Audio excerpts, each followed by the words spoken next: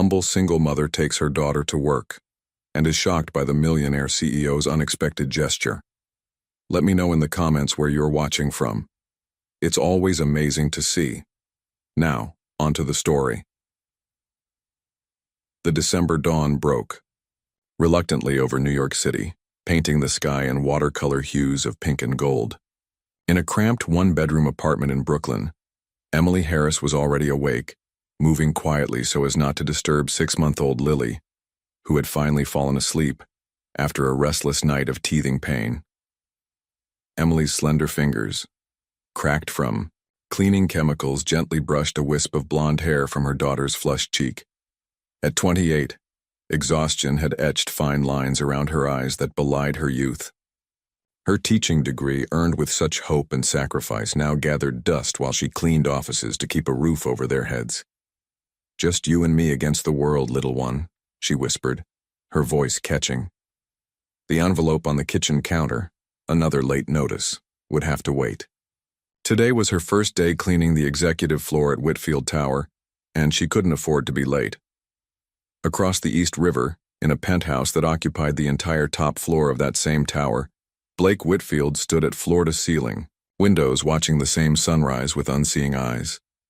His reflection stared back at him, impeccably dressed in a tailored charcoal suit, not a dark hair out of place. His handsome features set in the mask of cool competence that had become second nature. At 35, Blake had everything money could buy and nothing that truly mattered. The empire he'd inherited when his parents died in that terrible crash 3 years ago had doubled in value under his leadership. Yet each triumph felt hollow, each day a performance for an audience he didn't care about. His phone vibrated with his assistant's message. "Board meeting moved to 9 a.m. Your aunt insists on attending." Blake's jaw tightened. Audrey had been circling like a vulture since his parents' funeral, questioning his decisions, undermining his authority. The company was his responsibility now, his burden to bear. The two worlds, Emily's struggle and Blake's isolation, existed mere floors apart in the same building, separate universes that were never meant to intersect. Until today. By 7:30 a.m., Emily had dropped off her meager lunch in the staff break room and begun her rounds, pushing her cleaning cart into the hushed sanctuary of executive offices. The gleaming marble floors and original artwork made her feel like an intruder in a museum after hours. When her phone vibrated, her heart sank. The daycare was calling. Lily's fever had returned. They needed her to pick up her daughter immediately. Emily bit her lip until she tasted blood. First day on the executive floor and she'd have to leave early. She'd lose this job, and then the apartment would surely follow. Meanwhile, Blake stalked down the hallway toward his office, already battling a migraine from his aunt's not-so-subtle power plays in the morning meeting. He rounded the corner just as Emily backed out of an office, cart in tow. Their collision was inevitable, his distraction, her worry, both trapped in their private storms. Cleaning supplies clattered to the floor as Emily stumbled backward, mortified, to find herself staring into the steel-blue eyes of Blake Whitfield himself, the CEO whose face graced the business magazines in the break room, whose name was whispered with equal parts fear and admiration by the other cleaners. "I'm so sorry, Mr. Whitfield," Emily managed, dropping to her knees to gather scattered bottles and rags. Something in her voice, the genuine distress perhaps, or the dignity despite her obvious embarrassment, made Blake actually look at her, really see her. The intelligence in her green eyes, the worry etched on her face, the simple grace with which she carried herself even in this humiliating moment. His assistant appeared at his elbow, clipboard in hand, ready to smooth over the interruption. But for reasons Blake couldn't explain, he found himself waving her away and kneeling down to help the cleaner collect her supplies. "No harm done," he said quietly, handing her a bottle of glass cleaner. "Are you all right?" Their fingers brushed and something electric passed between them. A recognition neither understood, a connection neither sought. Neither could possibly know that this brief encounter would change both their lives forever. Blake couldn't stop thinking about the cleaner with the worried eyes. Something about her haunted him as he tried to focus on quarterly projections. His concentration was shattered by shouting from the hallway, "Miss Harris, this is completely unacceptable." The sharp voice of Diane Porter, head of facilities management, carried through the glass walls. "You know children aren't allowed on premises." Blake moved to his doorway, surprised to see the same green-eyed woman from earlier, now cradling a bundle against her chest. "I understand, Mrs. Porter, but the daycare called. My daughter's fever spiked to 102, Emily explained, her voice steady despite her evident distress. "I was coming to tell you I need to leave early. This is your first day on executive level. Do you know how many people want your position?" Porter's volume increased. "If you leave now, is there a problem?" Blake's quiet question silenced the hallway instantly. Porter straightened. "Mr. Whitfield, I apologize for the disturbance. Emily Harris here brought her baby to work against clear company policy. I was explaining that—" A soft whimper emanated from the bundle, and Emily gently bounced to soothe the infant. The movement shifted the blanket, revealing a flushed little face with fever-bright eyes. Something twisted in Blake's chest. "Is she ill?" "Yes, sir. The daycare called. I'm sorry for the disruption. I was just leaving." Emily's dignity in the face of potential job loss impressed him. "Mrs. Porter, prepare a car for Miss Harris and her daughter," Blake said suddenly, "and have Dr. Miller meet them at my penthouse." The facilities manager's mouth fell open. "Your penthouse, sir? It's closer than Brooklyn, and my personal physician can be there in 10 minutes. He turned to Emily, whose shock matched Porter's. "Unless you'd prefer a hospital?" "No, but Mr. Whitfield, this isn't necessary. We'll be fine. I insist." The words surprised even him. The company car service is faster than public transport, and Dr. Miller specializes in pediatrics. 15 minutes later, Blake's driver called to confirm they'd arrived safely. Blake tried to return to work but found himself checking his phone repeatedly. When a text from Dr. Miller arrived, "Just a teething fever, nothing serious. Gave her children's acetaminophen." He felt an inexplicable relief. Hours later, when Blake entered his rarely used living room, he found Emily singing softly to Lily, who was sleeping peacefully on his imported Italian sofa. "I'm so sorry about this," Emily whispered, mortification coloring her cheeks. "We'll leave immediately." "There's no rush," Blake responded, loosening his tie. He surprised himself by asking, "May I?" Hesitantly, Emily shifted so he could see the sleeping baby's face. When Lily's eyes fluttered open momentarily, she stared at Blake with foggy curiosity before offering a gummy, innocent smile. Something cracked inside him, a hairline fracture in the ice that had encased his heart since the accident. The baby's guileless trust pierced through his carefully constructed defenses. "She's beautiful," he said softly. "Like her mother." The words hung between them, unplanned and dangerous, changing everything. 2 weeks after the teething incident, Emily had settled into a strange new normal. Blake had personally overridden Porter's objections and created a flexible child care accommodation for emergency situations. The other executives pretended not to notice when Lily occasionally appeared with Emily for an hour before Blake's driver took them home. Tonight, the Whitfield Tower stood nearly empty as Emily worked, late, making up hours missed during Lily's doctor appointment. She'd left her daughter with Mrs. Gomez, their elderly neighbor who'd become a surrogate grandmother. As she dusted the boardroom bookshelves, a crash echoed from Blake's office. Emily froze, listening. Another sound, a strangled gasp, propelled her toward his door. Inside, she found Blake on the floor behind his desk, one hand clutching his chest, the other braced against the carpet. His breathing came in ragged bursts, his normally perfect composure shattered. Without hesitation, Emily knelt beside him. "Mr. Whitfield, can you hear me?" His eyes, wide with panic, locked onto hers. "You're having a panic attack," she said with calm certainty. "I'm going to count, and I need you to try to match your breathing to my count. Can you do that?" He managed a jerky nod, his knuckles white against his blue shirt. "In for 4, hold for 7, out for 8, Emily counted steadily, demonstrating the pattern. That's it, again. Gradually, his breathing slowed, the desperate terror in his eyes receding. Emily maintained eye contact, her voice steady and reassuring. My brother had these, she explained softly. The first time it happened, we thought he was having a heart attack. That's what I thought, Blake admitted hoarsely, color slowly returning to his face. I've had them before, but never this severe. Triggers can change, Emily said. James, my brother, found his attacks got worse when he was dealing with grief. Blake stared at her, momentarily forgetting their respective positions in the Whitfield hierarchy. Today is the anniversary of the accident. The words came unbidden. 3 years since my parents died. Understanding dawned in Emily's eyes. I'm sorry. Don't be, it wasn't your fault. His bitter laugh held no humor. It was mine. The confession hung in the air between them. Emily remained silent, somehow knowing he needed to continue. I was supposed to be on that plane. Blake loosened his tie with shaking hands. Last-minute meeting. I asked them to go without me, represent the company at the conference. And you've been carrying that guilt for 3 years?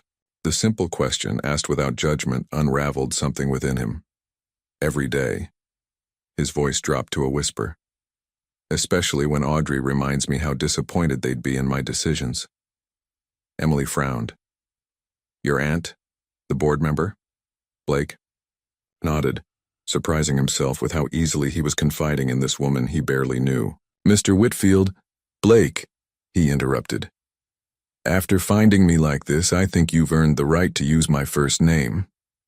A small smile touched her lips. Blake, then. And I'm Emily. Emily, he repeated, as though testing the name.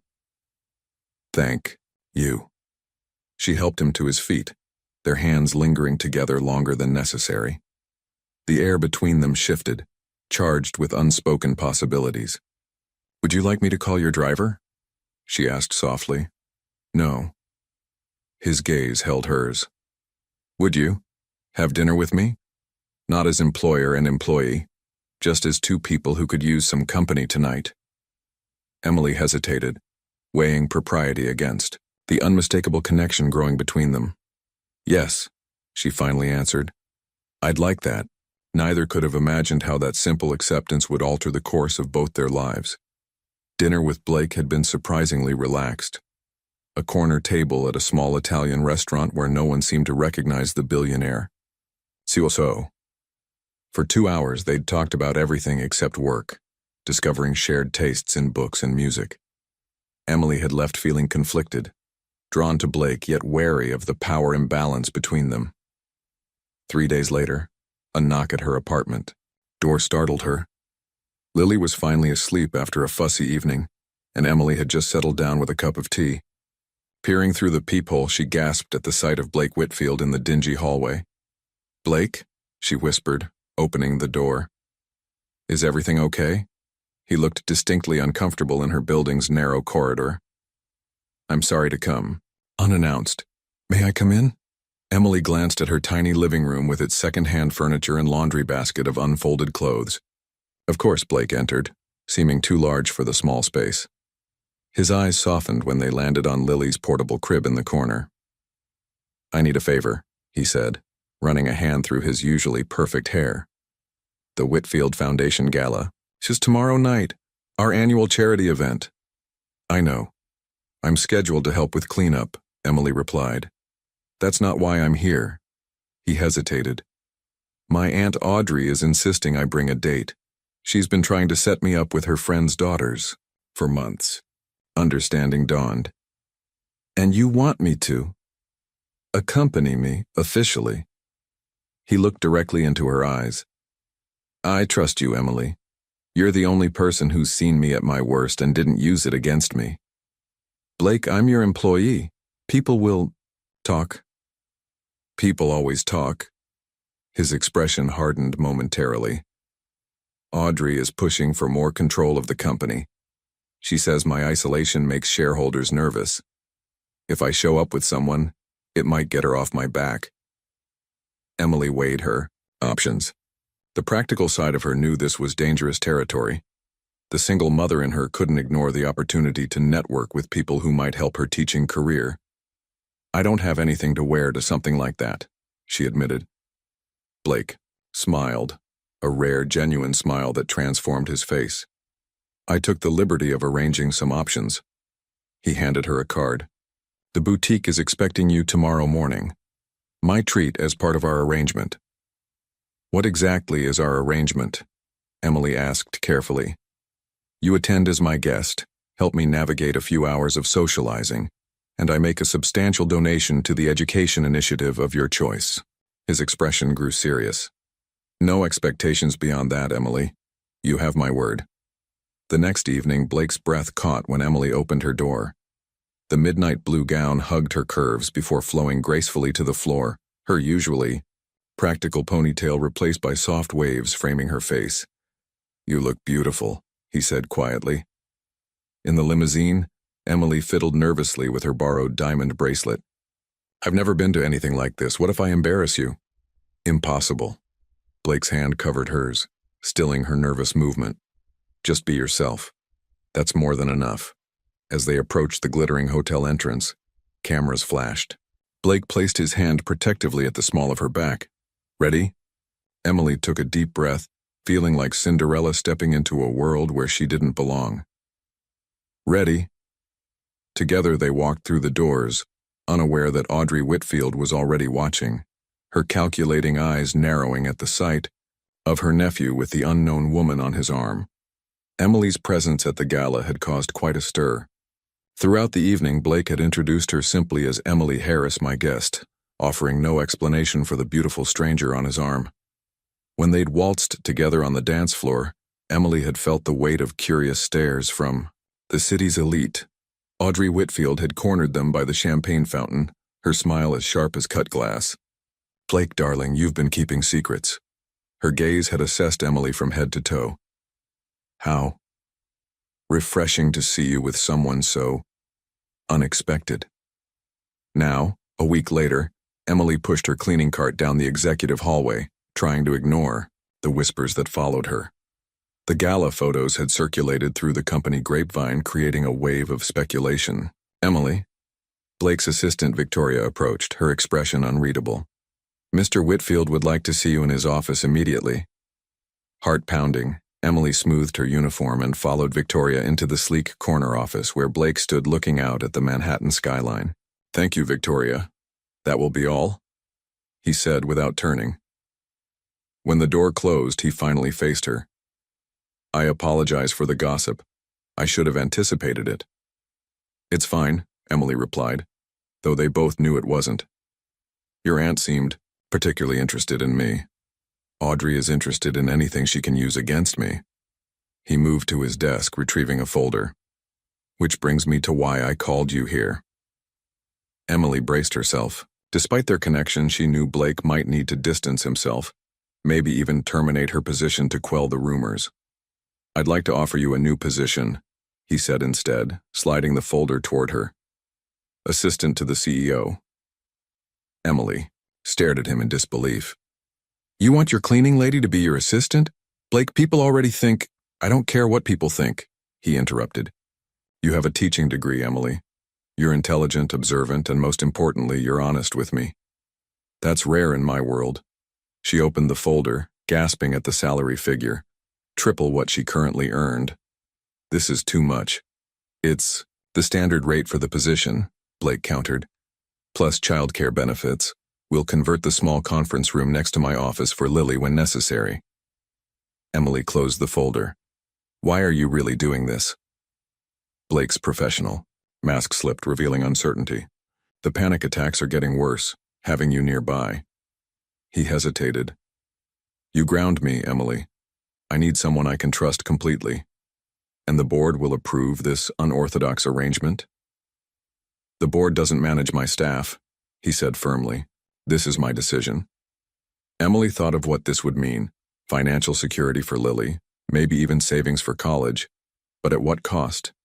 People will say I slept my way into this position. They can say what they want. His eyes held hers. I know the truth. So do you. A knock interrupted them, and Victoria entered with coffee. Emily noticed the older woman's appraising glance moving between them. After Victoria left, Emily sighed. Even your current assistant suspects something. Victoria has been with the company for 20 years. She'll adapt. Blake leaned forward. Emily, I need you. Not for whatever reasons people might gossip about. I need your perspective, your honesty. Something in his vulnerability moved her. This powerful man, asking for her help, not demanding, asking. I accept, she said finally. On one condition, Blake raised an eyebrow. Name it. We keep things strictly professional. No more galas, no personal entanglements, just work. A shadow of disappointment crossed his face, but he nodded. Agreed. They shook hands, the touch sending the same electric current through them both, a reminder of the connection they were agreeing to ignore. Neither suspected how impossible that agreement would prove to be. Emily's transition from cleaning, staff to executive assistant had been smoother than expected. Victoria, initially cold, had warmed to her after discovering Emily's organizational skills and genuine respect for the older woman's institutional knowledge. 3 months into her new role, Emily had established a comfortable routine that allowed her to balance work and motherhood. Today, Blake was meeting with international investors while Emily prepared the quarterly reports for next week's board presentation. As she cross-referenced financial statements, something caught her attention, a pattern of discrepancies in the European division's numbers. Frowning, Emily pulled up previous quarter's reports. The inconsistencies weren't obvious, small variances that might be overlooked individually, but together they painted a concerning picture. Transfers to offshore accounts, consulting fees to companies that seemed to exist only on paper, expense reports with vague descriptions. Her finger hovered over Blake's direct line. This was beyond her expertise, but her instincts screamed that something was wrong. Blake Whitfield, he answered, his voice clipped and professional. It's Emily. I found something in the European financials you should see. 20 minutes later, Blake stood behind her chair, his proximity sending warmth down her spine despite her focus on the spreadsheets. Here, she pointed to the screen. And here. The pattern repeats quarterly, small enough to miss, large enough to add up to millions over time. Blake's expression darkened. Who had access to these accounts? According to the system logs, only 3 people. You, CFO Hammond, and... Emily hesitated. And? Your Aunt Audrey. Blake's jaw tightened. Hammond resigned suddenly last month. Said he was moving to Portugal for his health. That's another thing, Emily said, pulling up an email. This came yesterday about the property acquisition in Madrid. The signature block shows Audrey as acting CFO, but I don't recall any announcement. There wasn't one. Blake straightened. Decision made. Emily, I need you to keep this between us. Don't access these files again from your computer. You think someone's watching the system activity? In my experience, money like this doesn't disappear without protection. He ran a hand through his hair, a rare gesture of agitation. We need to be careful, if what I suspect is happening. Emily thought of Lily, now comfortable in the makeshift nursery next door where she napped under Victoria's watchful eye. Should I be worried? Blake's eyes softened momentarily. No, this isn't your battle. I made it mine when I noticed the discrepancies, she countered firmly. I won't be kept in the dark if I'm already involved. Their gazes locked in silent challenge until Blake nodded reluctantly. Tonight, my penthouse. Bring Lily, it's safer than discussing this here. That evening, as Emily sat on Blake's modern couch with Lily playing on a blanket nearby, they pieced together a disturbing puzzle. The financial irregularities suggested a sophisticated embezzlement scheme, potentially millions siphoned through shell companies. Who else might be involved? Emily asked quietly. That's what scares me, Blake admitted. My parents trusted Audrey completely. If she's behind this, we need more evidence, Emily said, her protective instincts rising. And we need to be careful how we get it. Blake's phone rang. Audrey's ringtone. His eyes met Emily's as he answered, "Hello, Aunt." Audrey. Neither realized they were already being watched. Their investigation noticed by those with everything to lose. A week after discovering the discrepancies, Emily sat at her desk reviewing personnel files. Blake had tasked her with identifying trusted employees who could help investigate discreetly. She jumped when Audrey Whitfield appeared at her desk, elegant in a cream Chanel suit. "Emily, dear." Audrey's smile didn't reach her eyes. "I was hoping we might have a little chat." "Of course, Ms. Whitfield. Would you like me to schedule something with Blake?" "No need to bother my nephew. This is just between us girls." Audrey settled into the visitor chair. "You've made quite an impression around here. Such a remarkable rise, from cleaning floors to the executive suite." Emily maintained her professional smile. "I'm grateful for the opportunity. And how is your daughter adjusting, Lily, isn't it?" Audrey examined her manicure. "Children are so precious, so vulnerable." The seemingly casual mention of Lily sent a chill down Emily's spine. "She's wonderful, thank you for asking," Emily replied carefully. "I've always believed family comes first," Audrey continued. "Loyalty to family is everything. Blake seems to have forgotten that recently." Her gaze sharpened. "I hope you're not encouraging his independence." "I simply assist Mr. Whitfield with his duties," Emily said neutrally. "Of course you do." Audrey stood gracefully. "I'd hate to see anyone come between Blake and his family obligations.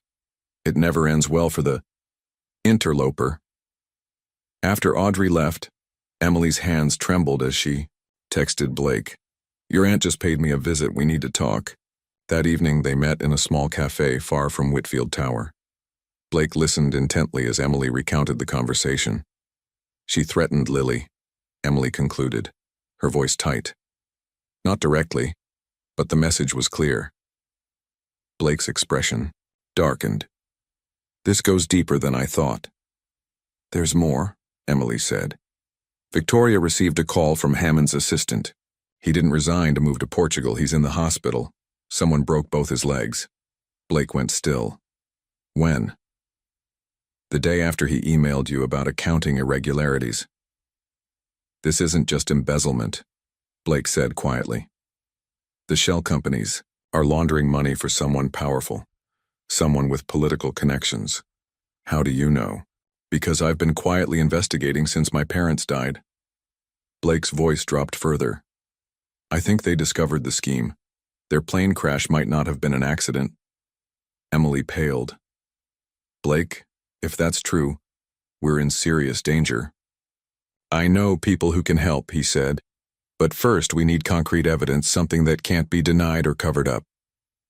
"Audrey's office," Emily suggested. "She keeps paper records. I've seen her lockbox. She doesn't trust digital systems." "Too risky. Her office is monitored." "Not during board meetings," Emily pointed out. "Everyone will be there, including security." Blake studied her face. "You're not suggesting." "I am. Next Tuesday, annual shareholder presentation. 3 hours minimum." "I won't put you at risk," Blake insisted. Emily reached across the table, taking his hand. "I'm already at risk. So is Lily. If what you suspect is true, we need to end this now." Their fingers intertwined, both aware that professional boundaries had permanently blurred. "Together, then," Blake said softly. "Whatever happens, we face it together." Tuesday morning arrived with a tension that hung in the air like an electrical storm. Emily dressed with particular care, a conservative gray suit that would attract no attention if she was spotted in the executive wing. Blake had arranged for Lily to spend the day with Victoria's sister, a retired kindergarten teacher who lived outside the city. "Remember," Blake said during their brief meeting before the board arrived, "if anything feels wrong, abort immediately. Your safety comes first." Emily nodded, tucking the master key card he'd provided into her pocket. 3 hours. I'll be careful." The plan was simple, yet dangerous. While Blake kept the board engaged with the annual presentation, Emily would access Audrey's office, locate her private files, and photograph any evidence of the financial scheme. At precisely 2:15 p.m., Emily watched from her desk as the last executive entered the boardroom. She waited 5 more minutes, then casually walked toward the executive wing, nodding to the few employees she passed. Audrey's corner office stood at the end of the hallway. Emily swiped the master key card, her heart pounding as the lock clicked, open. Inside, the space exuded old money. Antique desk, leather chairs, and family photos strategically placed to remind visitors of the Whitfield legacy. Emily moved quickly to the bookcase, where she'd once seen Audrey retrieve a hidden box. Running her fingers along the shelf, she found the concealed button. A small panel slid open, revealing a wall safe. The combination eluded her until she noticed a framed photo of Audrey with Blake's parents. The date on the silver frame, 8/24/75, yielded access with a satisfying click. Inside lay a leather portfolio stamped with a single word, Providence. Emily's hands trembled as she opened it, finding exactly what they needed. Detailed records of transactions, offshore account numbers, and most damning, a list of individuals on the receiving end of Whitfield money. Politicians, judges, regulatory, officials. She quickly photographed each page with her phone. As she replaced the portfolio, voices in the hallway froze her in place. The meeting's running long. I need those Providence files now. Audrey's unmistakable voice. Of course, Ms. Whitfield. A male voice Emily didn't recognize. Emily closed the safe, her mind racing. The office had no back exit, nowhere to hide except she slipped behind the floor-length curtains just as the door opened. Wait outside, Audrey commanded. This is private. Through a sliver between curtains, Emily watched Audrey retrieve the portfolio, extract several pages, and place them in an envelope. The man re-entered, taking the envelope. The senator is getting nervous about our arrangement, Audrey said. Assure him everything is proceeding as planned. And your nephew? Audrey's laugh sent chills down Emily's spine. Blake's position will soon be renegotiated. As for his little assistant, I have plans for her as well. Permanent plans? The man asked casually, as if discussing dinner reservations. Let's just say she'll no longer be a concern. When they finally left, Emily waited 2 agonizing minutes before slipping out.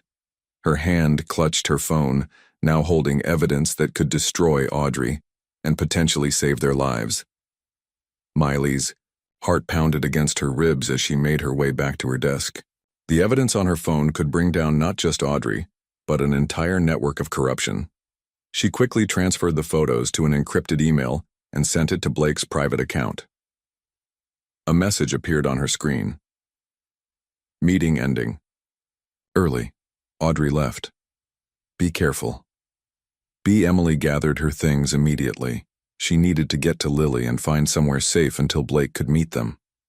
As she stepped into the elevator, her phone rang. Mrs. Rodriguez from the daycare center. Emily? I'm so sorry to bother you at work, but Lily has a slight fever. Nothing serious, but we thought you'd want to know. I'll be right there, Emily assured her, concern for her daughter momentarily overshadowing the danger they were in. The busy Manhattan streets offered anonymous safety as Emily hurried toward the daycare, 6 blocks from Whitfield Tower. The late afternoon crowd provided cover, but something made her glance back. A man in a dark suit, moving with purpose, his eyes fixed on her. Emily quickened her pace, weaving through pedestrians. Another check confirmed her fears. He was following her, closing the distance. She ducked into a coffee shop, slipping out the side entrance into an alley and breaking into a run. By the time she reached the daycare, her breath came in shallow gasps. She punched in Blake's number. I think I'm being followed, she whispered, when he answered. I'm at Lily's daycare now. Stay there, Blake commanded. I'm sending Johnson with the car. He's 3 minutes out. Emily gathered a feverish Lily who whimpered against her shoulder. Through the daycare's front window, she spotted the man in the suit scanning the street. He's here, she breathed into the phone. Blake, what do I do? Back exit? Yes, to the service alley. Go now. Johnson will meet you there. Emily slipped out the rear door with Lily, hurrying down the alley toward the next street. A sleek black Whitfield Enterprises car pulled alongside her, the driver, Blake's most trusted security officer, motioning her inside. As they pulled away, Emily spotted her pursuer turning into the alley, his expression hardening when he saw the escaping car. "Take us somewhere safe," she told Johnson, cradling Lily close. "Somewhere they won't look." The car wound through Manhattan traffic, taking random turns to ensure they weren't followed. Emily's phone buzzed with a text from Blake. "Meeting you at the safe house. Don't call anyone. Don't trust anyone." Lily dozed fitfully in her arms as buildings gave way to suburbs. Emily stared out the window, wondering how her orderly life had transformed into this dangerous game of cat and mouse. Less than a year ago, she'd been a struggling single mother cleaning offices. Now she was fleeing for her life, holding evidence that could topple powerful people. Johnson finally turned onto a quiet street lined with modest homes. "We're here, Ms. Harris. Mr. Whitfield is waiting inside." As Blake opened the car door, his face tight with worry, Emily realized that somewhere along this dangerous journey, he had become more than her boss. Much more. And for better or worse, their lives were now inextricably linked. The safe house was a modest 3-bedroom ranch with drawn curtains and reinforced doors. Inside, Blake introduced Emily to Detective Michael Reynolds, a serious man with salt and pepper hair and watchful eyes. "Ms. Harris." Reynolds nodded, his voice quietly authoritative. "Mr. Whitfield filled me in. I've been investigating this money laundering operation for 18 months, but we've lacked concrete evidence until now." Emily shifted Lily to her other arm. "What happens next?"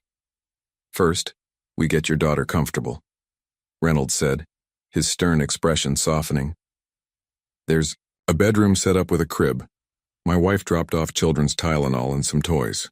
While Emily settled Lily, Blake and Reynolds studied the photos from Audrey's safe, their low voices punctuated by occasional exclamations.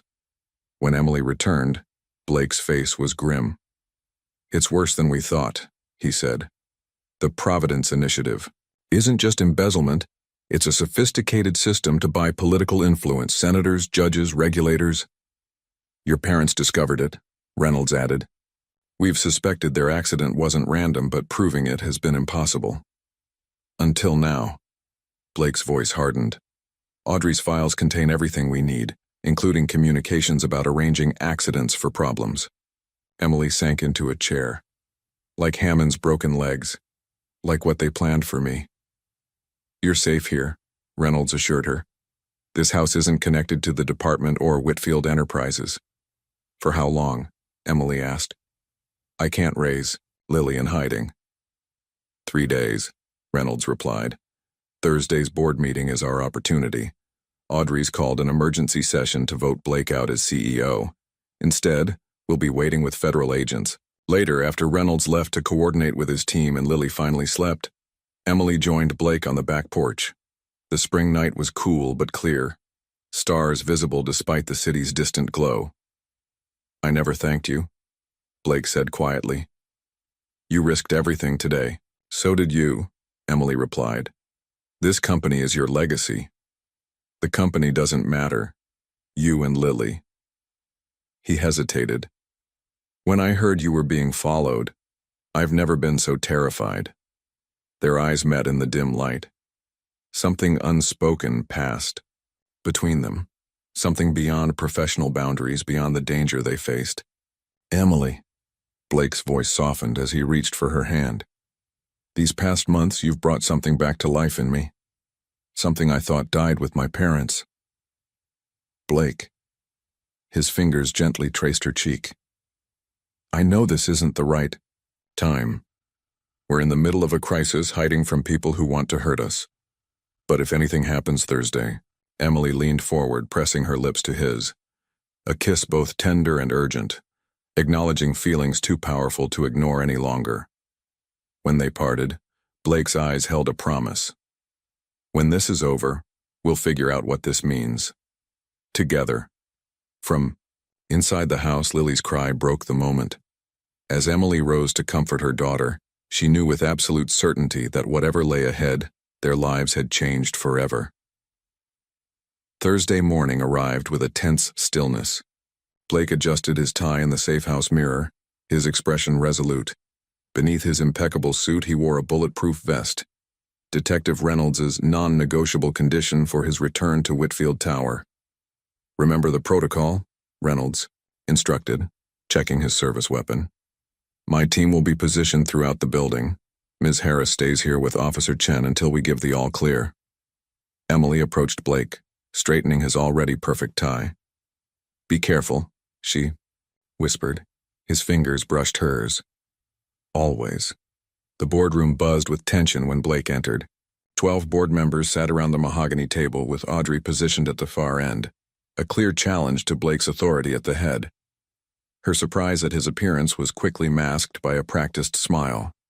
"Nephew, we weren't certain you'd join us." "I wouldn't miss it, Aunt Audrey." Blake's voice carried across the hushed room as he took his seat. "I understand you've called this meeting to discuss my leadership." Audrey's smile tightened. "The board has concerns about recent decisions that seem erratic. Your attachment to certain staff members, for instance." Murmurs rippled through the room. Blake opened his portfolio calmly. "Before we begin, I'd like to distribute some documents for review." He passed folders to each member. "You'll find detailed evidence of financial irregularities within Whitfield Enterprises, specifically the Providence Initiative." Color drained from Audrey's face. "What is this?" "The truth," Blake said simply. "Embezzlement, money laundering, bribery of government officials, all orchestrated from within this company." The boardroom doors opened. Detective Reynolds entered, followed by federal agents. "What is the meaning of this?" demanded Walter Green, Audrey's closest ally on the board. "Justice, Mr. Green," Reynolds answered, displaying his badge. "For Charles and Margaret Whitfield, whose plane crash was no accident. For CFO Hammond, currently recovering from a brutal assault. And for others who've been silenced." Audrey stood abruptly. "This is absurd." "Blake, have you lost your mind? These allegations are supported by your own records," Blake finished. "The files you kept in your private safe." Realization dawned in Audrey's eyes. "Your little assistant, she was in my office. Ms. Harris discovered what you've been hiding for years," Blake confirmed, his voice hardening. "What you killed my parents to protect." Audrey's composure finally cracked. "They were going to ruin everything. Charles became so righteous, threatening, to expose our political connections, decades of carefully cultivated relationships." The room fell silent at this inadvertent confession. "You never understood what it takes to maintain power," Audrey continued bitterly. "Your father didn't either until it was too late. I protected this company." "You betrayed it," Blake countered. "You betrayed this family." As Reynolds moved to arrest Audrey, she fixed Blake with a vengeful stare. "You think this ends with me? There are people involved who will never allow themselves to be exposed." "We'll take our chances," Blake replied steadily, watching as his aunt was led away in handcuffs. The dynasty his parents had built would survive, damaged, but purged of corruption.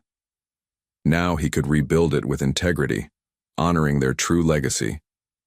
And perhaps with Emily by his side, create something even stronger. The weeks following Audrey's arrest unfolded in a whirlwind of legal proceedings and media frenzy. Headlines screamed about the Whitfield corruption scandal, with journalists digging into every connection named in the Providence files. 3 senators announced their immediate retirement, a federal judge resigned, and 2 regulatory officials were placed on administrative leave pending investigation. Blake faced the storm with a steady hand, cooperating fully with authorities while working tirelessly to protect Whitfield Enterprises' 5,000 employees from the fallout. The board, now missing 3 members who had fled the country following Audrey's arrest, unanimously backed his leadership. Emily observed this transformation from her new office adjacent to Blake's. They had agreed to maintain professional distance at work, while the company stabilized, but their evenings often found them at Blake's penthouse or Emily's apartment, building something precious and unexpected amid the chaos. Today marked a significant step in the company's rebirth. The first meeting, of the newly formed Ethics and Compliance Committee, which Emily had been appointed to lead. "Everyone, please welcome Emily Harris," Blake announced to the gathered executives. "Ms. Harris not only helped uncover the corruption within our company, but has developed a comprehensive framework to ensure such abuses never happen again." Emily rose, smoothing her navy suit. The faces around the conference table reflected a mix of respect and lingering skepticism. Some still viewed her as the cleaner who had climbed too high too fast. Others recognized her intelligence and integrity. "Thank you, Mr. Whitfield," she began, her voice steady. "The events of the past month have damaged our company's reputation, but they've also given us an unprecedented opportunity to rebuild with transparency at our core." For the next hour, Emily outlined her vision. A robust reporting system for financial irregularities, mandatory ethics training, and a revolutionary profit-sharing program for employees at all levels. When she finished, the room fell silent. Roger, Madison, the crusty CFO brought out of retirement to replace Hammond, spoke first. "Bold proposals, Ms. Harris, especially the Community Investment Initiative." "Bold times call for bold measures," Emily replied. "Whitfield Enterprises took from this community through corruption. Now we have a chance to give back and redefine our legacy." By meeting's end, her proposals had received unanimous approval. As executives filed out, Blake remained seated, waiting until they were alone. "That was impressive," he said, his professional tone giving way to something warmer. "They didn't expect such vision from someone they've underestimated." Emily gathered her notes. "People have been underestimating me my whole life. It gives me an advantage." Blake smiled, the private smile few ever saw. "Not anymore. Word of your presentation is already spreading. The board wants to meet you formally next week." "Are you worried about how they'll react to us?" Emily asked quietly. Though they'd been discreet, rumors inevitably circulated. "No," Blake said simply. "My personal life is my own, and I'm done hiding what matters to me." He checked his watch. "Speaking of which, we should leave if we're going to make Lily's daycare graduation." The simple statement, acknowledging his place in their lives as if it had always been there, warmed Emily's heart. In just months, Blake had gone from distant CEO to essential part of their small family. As they walked toward the elevator, Victoria approached with a tablet. "Mr. Whitfield, the architect sent the revised plans for your consideration." Blake glanced at the house designs on screen. "The backyard space works better now. Emily, what do you think? Enough room for Lily to play?" The casual consultation, in front of Victoria no less, marked another small step toward their future, one they were building together, with foundations far stronger than either could have created alone. 6 months after Audrey's arrest, Whitfield Enterprises had transformed. The scandal had initially threatened to destroy the company, but Blake's transparent leadership and Emily's innovative community initiatives had not only saved it, but positioned it as a corporate responsibility model. The newly created Second Chance program, providing jobs and education to struggling single parents, had garnered national attention. Today, Emily was finalizing the proposal for company-sponsored childcare centers when Blake appeared in her doorway. "Do you have a minute?" he asked, unusually hesitant. "For the boss?" "Always." She smiled, noticing he carried architectural plans tucked under his arm. Blake closed the door and spread the drawings across her desk. "The Brooklyn property is finally ready. What do you think?" Emily studied the plans for the first Whitfield Family Center, a comprehensive facility offering childcare, job training, and support services for single parents. The project had become her passion, inspired by her own struggles. "It's perfect," she said, tracing the outline of the playground designed with input from early childhood experts. "I can't believe we're breaking ground next month." "I had them add something," Blake said, pointing to a small courtyard garden. "This will be dedicated to your parents, the people who raised such an extraordinary daughter." Emily's eyes filled with tears. Her parents had died in a car accident when she was 19. leaving her alone to finish college and later face single motherhood without their support. "Blake," she whispered. Thank you."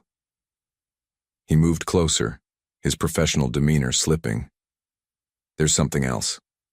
The house on Long Island, our house, is finished." The waterfront property they'd purchased together had undergone extensive renovations to become their weekend retreat. Though Blake still maintained his penthouse and Emily her apartment, the house represented their future, a place where Lily could have a yard to play in and they could build memories away from the corporate world. "When can we see it?" Emily asked. "Tonight, if you'd like." The contractor just called with the final approval. As Emily gathered her things to leave, Victoria appeared with an urgent message. "Ms. Harris, Lily's teacher called. She has a slight fever. They've already given her the approved medication, but they wanted you to know." The familiar flutter of maternal worry rose in Emily's chest, though she'd learned it was normal for a 2-year-old to catch occasional bugs at daycare. "Thank you, Victoria. Would you let them know we'll pick her up in 30 minutes? Blake touched her arm gently. "We can reschedule the house visit." "No," Emily said decisively. "Let's get Lily and go anyway. She loves the beach and fresh air might help. We can take it easy there." Hours later, with Lily asleep in the beautifully prepared children's bedroom of their new home, Emily and Blake stood on the moonlit deck overlooking the Atlantic. The October air carried a hint of coming winter, but the night was clear and calm. "It's perfect," Emily said softly. "All of it." Blake turned to face her, taking both her hands in his. "Emily, these past months, you've changed everything. Not just the company. Me." She smiled, seeing the transformation in the man before her, still powerful and brilliant, but now with an openness, a capacity for joy that had been buried beneath years of guilt and isolation. "We changed each other," she replied. "You gave me the chance to use my abilities to build a life beyond survival. You gave me back my heart," Blake said simply. "Emily Harris, I love you. I love the family we're becoming. Lily, you, me. This is what matters, the legacy I truly care about." As their lips met under the stars, Emily knew they had both finally found their way home. 1 year had passed since Blake's declaration of love on the moonlit deck. Spring had returned to New York, bringing new beginnings in more ways than one. Today, Emily supervised movers as they carried the last of her and Lily's belongings from their Brooklyn apartment. The modest space that had once been their entire world now looked strangely small and ordinary without their presence. "Ready for one last look?" Blake asked, standing in the doorway with 3-year-old Lily perched on his shoulders. "Goodbye, old house," Lily called out, waving enthusiastically. Over the past year, she had blossomed from a shy toddler into a confident little girl who considered Blake her Blake, not quite daddy yet, but filled with the same adoration. Emily ran her hand along the kitchen counter where she'd once calculated budgets down to the penny, wondering how she would afford next month's rent. That struggling single mother seemed like someone from another lifetime. "It's silly to feel emotional about leaving," she admitted. "This place was never meant to be permanent." Blake set Lily down and wrapped his arms around Emily from behind. "It's not silly. This apartment sheltered you both when you had nothing else. It's part of your story, our story now." Their journey together had unfolded with unexpected speed yet perfect timing. After the corruption scandal settled, Blake had thrown himself into rebuilding the company with a new mission focused on community impact. Emily's childhood education background had found purpose in developing Whitfield's childcare initiatives, now expanding to 3 locations.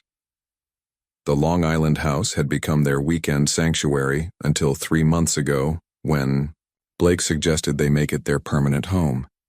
The penthouse had sold quickly, and today marked the final transition, leaving Emily's apartment behind. "The adoption papers came through yesterday," Blake said quietly, as Lily explored the empty rooms one last time. "My lawyer called while you were directing the movers." Emily turned in his arms, eyes wide. "Already? They said it could take months more. Blake smiled. Apparently my considerable financial resources and stable home environment, combined with Lily already living with us, expedited things. So, officially, I am now legally her father, Blake finished, his voice catching with emotion. If you still want that. Emily brushed her fingers along his cheek. It's what we both want. What Lily wants too, even if she doesn't fully understand yet.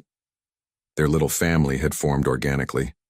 Blake initially a boss, then a friend, then essential to them both. Though they'd discussed marriage, they'd agreed to take one significant step at a time, ensuring Lily's security first. Home now? Lily asked, returning to tug at Blake's hand. Yes, sweetheart, Emily answered. We're going home. As they walked out of the apartment for the final time, Emily thought about the extraordinary journey that had brought them here. From her days scrubbing floors to becoming a corporate executive, from Blake's isolated existence to embracing fatherhood. The path had been dangerous at times, filled with unexpected turns, but had led them exactly where they were meant to be. Together.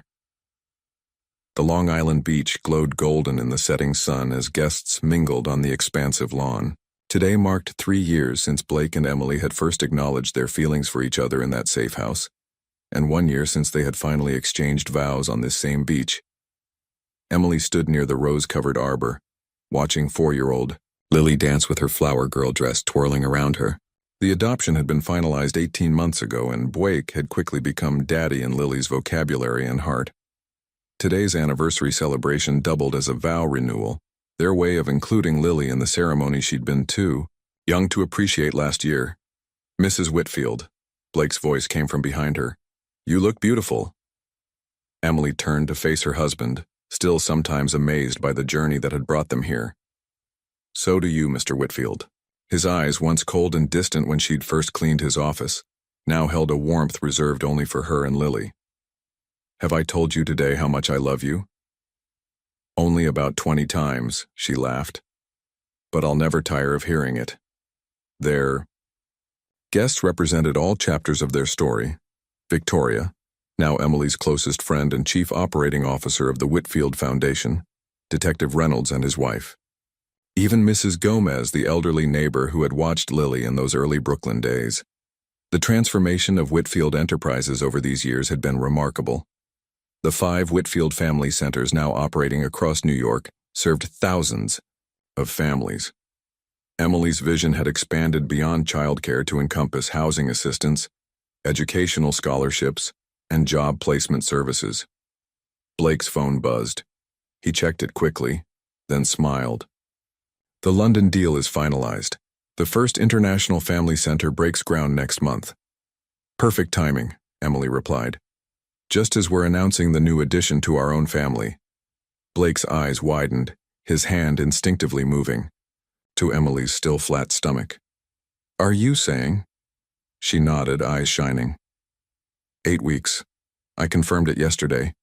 Lily's going to be a big sister in about 7 months.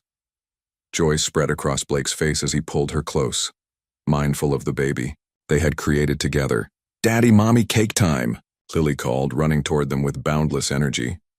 As Blake scooped up their daughter, Emily reflected on the remarkable journey that had brought them here. From cleaning woman to executive, from lonely CEO to devoted father, they had overcome corruption, danger, and family betrayal to build something beautiful together. What are you thinking? Blake asked softly, noticing her contemplative expression. That sometimes the most unlikely beginnings lead to the most perfect endings, Emily answered, taking his hand as they walked toward their future. A future brighter than either could have imagined on that fateful day when a cleaning cart collided with a distracted CEO, forever changing 2 worlds.